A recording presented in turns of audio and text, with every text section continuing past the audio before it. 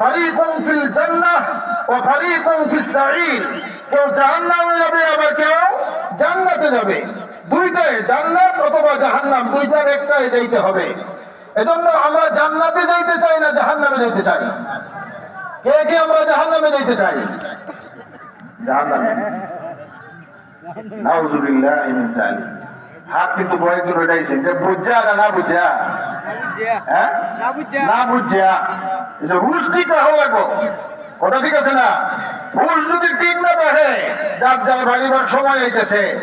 দাজ্জালের লেজার রশ্মি বৈজ্ঞানিকের বিজ্ঞানের শেষ আবিষ্কার, তার সাথে জাদু তো থাকবেই, আর যত অত্যাধুনিক যন্ত্রপাতি সব দাজ্জালের সাথে থাকবে। দাজ্জালকে আল্লাহ কুদরত দিয়া দিবেন, ক্ষমতা দিয়া দিবেন, ওরা হচ্ছে দাজ্জালে জান্নাত দেখাবে।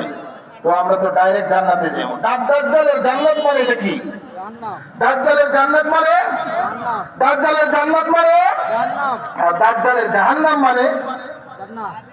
মাশাআল্লাহ, আমাদের দুইগুলো মুখস্থ আছে, ঠিক না? তাহলে আমরা হকের সাথে থাকবো না বাতিলের সাথে থাকবো? আর একটু দূরে, আমরা হকের সাথে আছি না বাতিলের সাথে? বাতিলের সাথে আছি না হকের সাথে আছি? আল্লাহ যেন মরণ পর্যন্ত আমাদেরকে হক আর হক্কানিয়তের সাথে থাকার তৌফিক দান করেন, বলেন আমিন। নবী ইব্রাহিম পয়গম্বর আলাইহিস সালাম, উনি ছিলেন হকের জান্নাবাহী, হকের পক্ষের। আর ওনার বিপরীতে নমরুদ ছিল বাতিলের পক্ষে, বাতিলপন্থী। নমরুদ বাতিলের রূপ ধারণ করেছিল।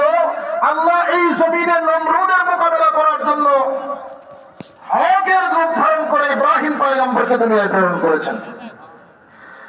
বাতিল নমরুদ প্রথম দিকে প্রচন্ড মারাত্মক পর্যায়ের শক্তিশালী ছিল, আর হকের জান্নাবাহী ইব্রাহিম পয়গম্বর প্রথম দিকে উনি শক্তিশালী ছিলেন না, খুবই দুর্বল অবস্থায় ছিলেন।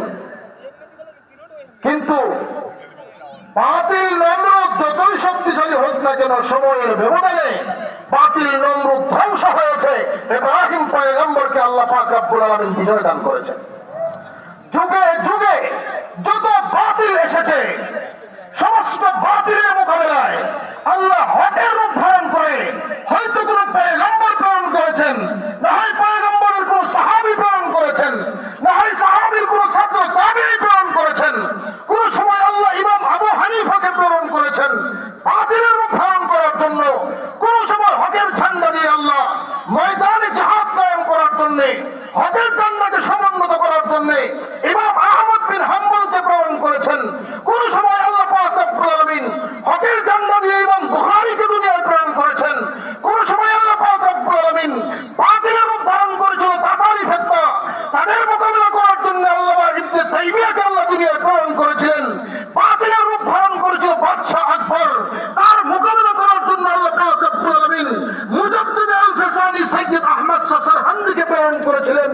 বাতিলের রূপ ধারণ করেছিল রাজা রঞ্জিত সিং, হকের রূপ ধারণ করে ময়দানে এসেছেন মাইনুদ্দিন চিশতি আজমেরি সঞ্জিরি রহমাতুল্লাহি আলাইহি। বাতিলের রূপ ধারণ করেছিল রাজা গৌর গোবিন্দ, হকের রূপ ধারণ করে জমিনে এসেছিলেন শাহজালাল মুজাররদি ইয়ামানি রহমাতুল্লাহি আলাইহি।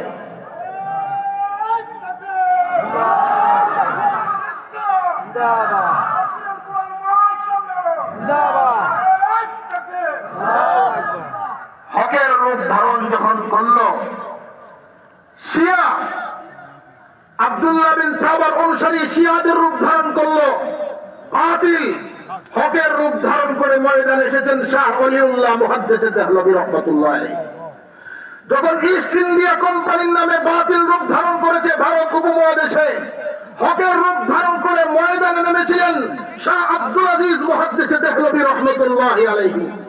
ওরা আমাদের উলামায়ে দেওবন্দের পূর্বপুরুষ, ওরা আমাদের আব্দুল হাই রহমতুল্লাহ আলাইহির উস্তাদের উস্তাদ, ওরা আমাদের পূর্বপুরুষ শাহ ওলিউল্লাহ মুহাদ্দিস দেহলভী রাহমাতুল্লাহ আলাইহি।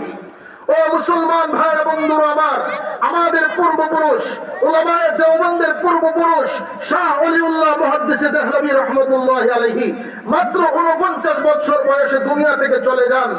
এর আগে উনি যখন মৃত্যু শয্যায় শায়িত কান্না করতেছেন, চোখ থেকে পানি পড়তেছে ঝরঝর করে, ঘুম লেগে গেছে চোখের মধ্যে। স্বপ্নে দেখলেন বিশ্বনবী মুহাম্মদ আরবি সাল্লাল্লাহু আলাইহি ওয়াসাল্লাম। স্বপ্নে জিজ্ঞেস করতেছেন, ও শাহ ওলিউল্লাহ মুহাদ্দিস দেহলভী, তুমি কান্না করতেছে কেন? তোমার চোখ থেকে পানি ঝরছে কেন? শাহ ওলিউল্লাহ মুহাদ্দিস দেহলভী, দুনিয়া থেকে চলে যাইবা এই কারণে কান্না করতেছো, দুনিয়ার মায়ায় কান্না করতেছো। তুমি দুনিয়া থেকে